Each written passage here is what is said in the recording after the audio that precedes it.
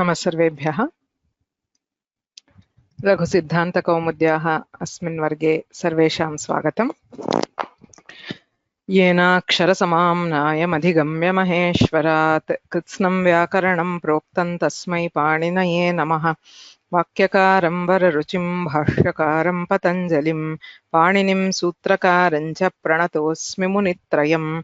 नत्वा सरस्वतीं देवीं शुद्धां गुण्यां करोम्यहम् पाणिनीयप्रवेशाय लघुसिद्धान्तकौमुदीम्।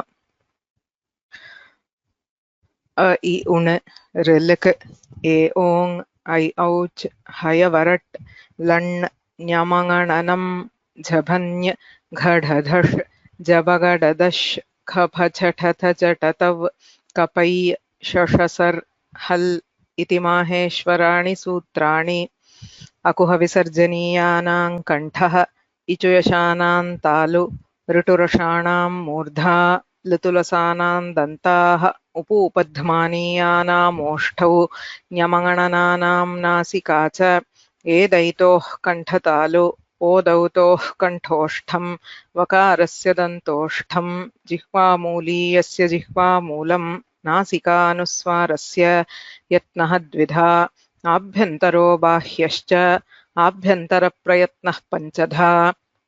स्पृष्ट ईषत् स्पृष्ट ईषद्विवृत विवृत संवृत भेदात् तत्र स्पृष्टं प्रयतनं स्पर्शानाम् ईषत् स्पृष्टमन्तस्थानाम् ईषद्विवृतम् ऊष्मणां विवृतं स्वराणां ह्रस्वस्य वर्णस्य प्रयोगे संवृतं प्रक्रियादशायां तु विवृतमेव।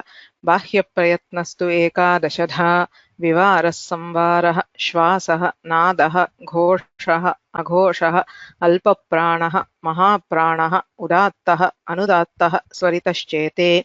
खरः विवाराः श्वासाः अघोषाश्च हशः संवाराः नादाः घोषाश्च वर्गाणां प्रथमतृतीयपञ्चमाः यणश्च अल्पप्राणाः वर्गाणां द्वितीयचतुर्थौ शलश्च महाप्राणाः।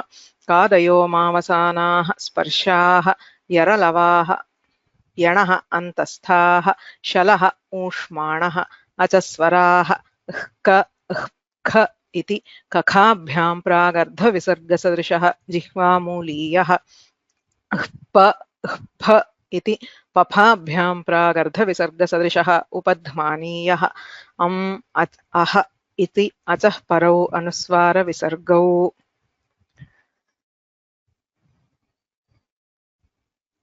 अस्माभिः लघुसिद्धान्तकौमुद्याः द्वितीयः अध्यायः अधीयमानः अस्ति।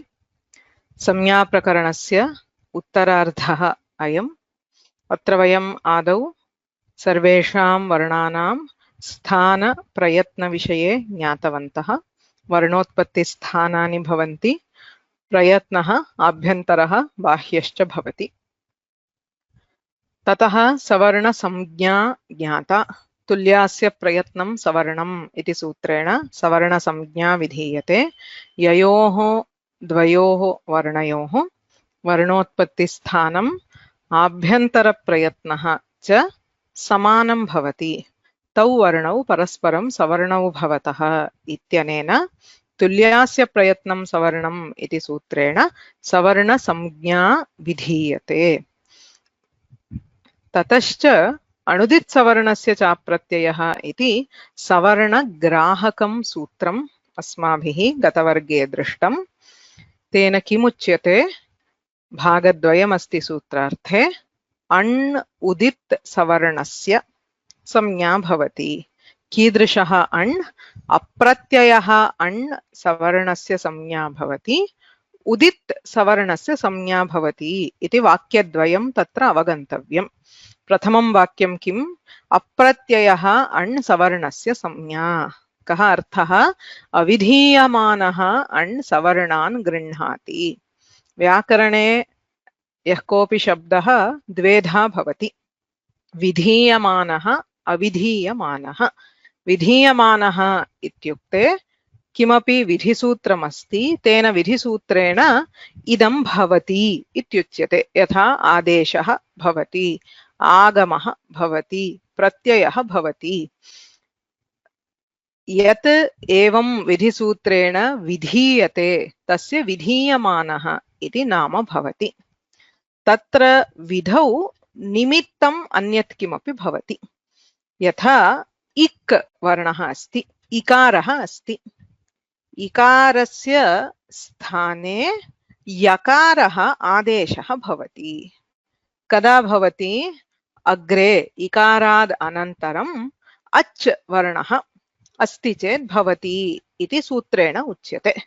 तत्र भागत्रयमस्ति।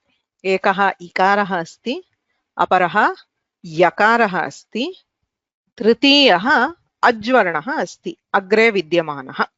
यथा नदी अस्ति इत्यत्र नदी इत्यत्र ईकारः अस्ति, अग्रे अस्ति इत्यत्र अकारः, नद्यस्ति इति यदा आदेशः क्रियते तत्र यकारः। एतेषु यकारः विधीयमानः, यतोहि सूत्रेण इकारस्य स्थाने यकारः भवति इति विधीयते। सः विधीयमानः। मूलं यः आसीत् ईकारः अथवा अग्रे यः अस्ति अच् अकारः, तौ अविधीयमानौ इत्युच्यते। अविधीयमानः अण् सवर्णान् गृह्णाति इति सूत्रार्थः।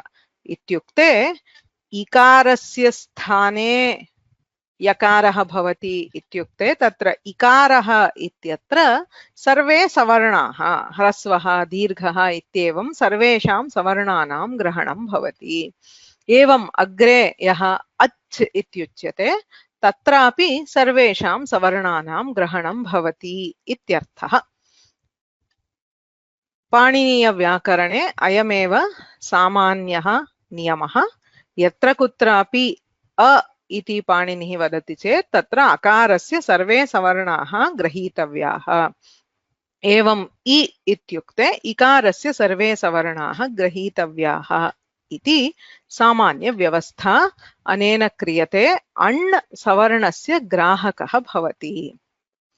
यथा इकः यण् अचि इत्यत्र इक् इत्युक्ते इ उ ऋ इकारस्य सर्वे सवर्णाः उकारस्य सर्वे सवर्णाः इति भवति।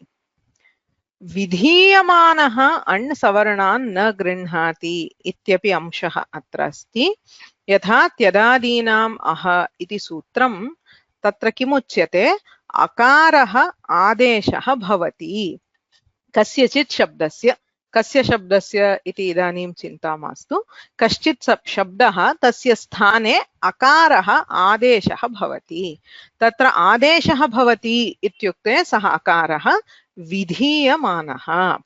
तत्र यः विधीयते सः एव भवति, अन्येषां सवर्णानां ग्रहणं न भवति इति सामान्यज्ञानम् इदानीम् अपेक्ष्यते। अग्रे यथा गच्छामः अत्र इतोपि सूक्ष्मविचाराः सन्ति, वयं जानीमः। अपरः अंशः अत्र स्मर्तव्यः। अस्मिन् सूत्रे अण् इति परणकारेण अ इ उण् ऋलक् ए ओङ् ऐ औ छयवरट् लण् तत्पर्यन्तमपि अण् इति ग्रहणं भवति।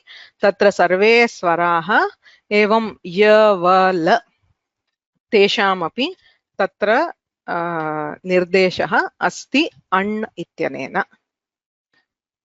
सूत्रस्य द्वितीयः भागः अस्ति उदित् सवर्णान् गृह्णाति।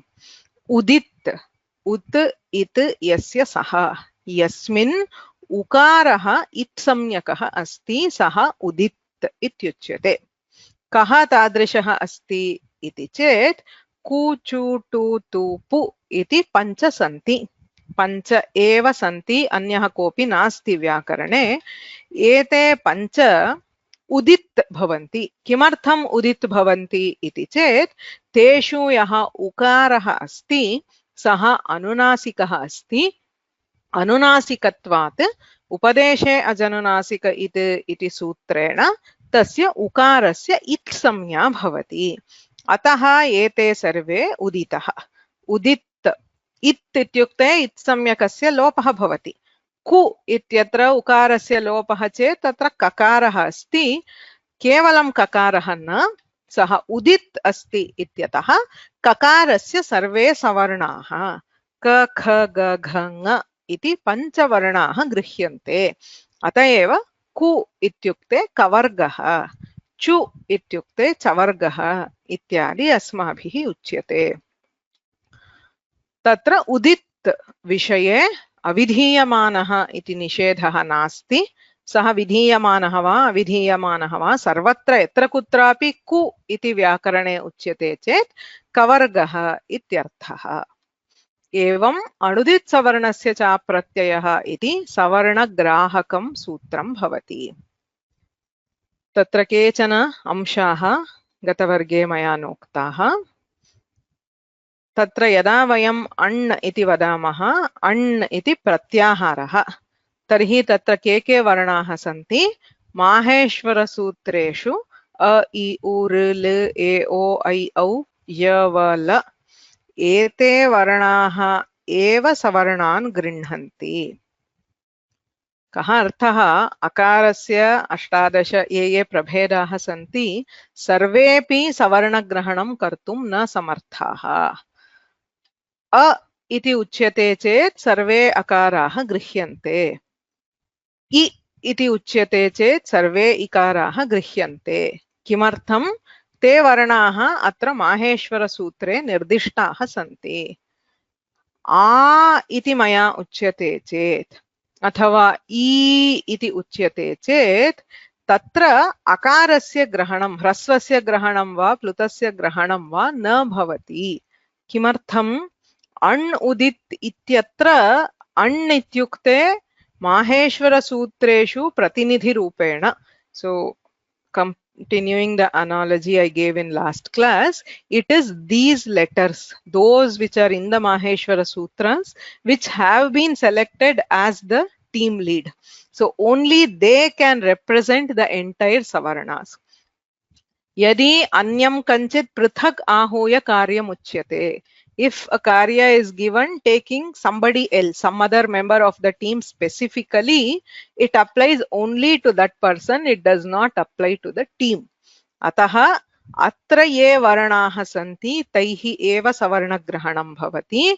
दीर्घः आकारः उच्यते चेत् सः दीर्घः एव, तत्र ह्रस्वस्य आकारस्य ग्रहणमपि न भवति, प्लुतस्यापि न भवति। एवम् ई इति वदामः चेत् सः दीर्घः एव, तत्र ह्रस्वस्य वा प्लुतस्य वा ग्रहणं न भवति। एकारस्य विषये दीर्घः एव अत्र अस्ति, ह्रस्वः नास्ति। अतः दीर्घम् एकारम् उच्चारयति चेत् पाणिनिः तत्र सर्वेषां सवर्णानां द्वादशानां ग्रहणं भवति। ओ इति वदति चेत् द्वादशानाम् ओकाराणां ग्रहणं भवति। तत्र विशिष्य प्लुतः उच्यते चेत् ए इति प्लुतः, ओ इति प्लुतः वा कुत्रापि उच्यते चेत्, it's a hypothetical situation, savarna grahanam na bhavati. So the point I want to make is only the letters in the Maheshwara Sutras can represent their savarnas. Other letters which are not directly included in the Maheshwara Sutras, they represent themselves. They cannot represent the other letters or other savarnas. माहेश्वरसूत्रेषु विद्यमानाः वर्णाः एव सवर्णग्राहकाः भवन्ति। एवमेव कु इत्यत्र सः उकारः अस्ति चेत् तत्र पञ्चवर्णाः क ख ग घ ङ पञ्चवर्णाः गृह्यन्ते। चु इत्यत्र पञ्चवर्णाः गृह्यन्ते। केवलं ककारं क इति केवलः ककारः उच्यते चेत् तत्र सर्वेषां ग्रहणं न भवति. So if I just say k, the first letter is not a representative of the vyanjanas. K iti uchyate chet saha kakarah eva. Ch iti uchyate chet saha chakarah eva. Tatra savarna grahanam nasti. To make them a representative, they need that ukara. Ukaraha इत्सम्यकः उकारः अस्ति चेद् एव तत्र सवर्णग्रहणं भवति, केवलेन व्यञ्जनेन सवर्णग्रहणं न भवति। इत्येते अंशाः ज्ञातव्याः अणुदित्सवर्णस्य च प्रत्ययः इत्यस्य विषये. Why is ha omitted from higher let? अत्र हकारः नास्ति, रेफः नास्ति. किमर्थं? हकारस्य कोऽपि सवर्णः नास्ति, रेफस्यापि कोऽपि सवर्णः नास्ति. अतः हकारः वा रेफः वा सवर्णान् ग्रहीतुं न शक्नोति. बहुभिः स एव प्रश्नः पृष्टः इति मन्ये. अतः ते सवर्णाः न सन्ति इत्यतः ताभ्यां सवर्णग्रहणं न भवति इत्यर्थः.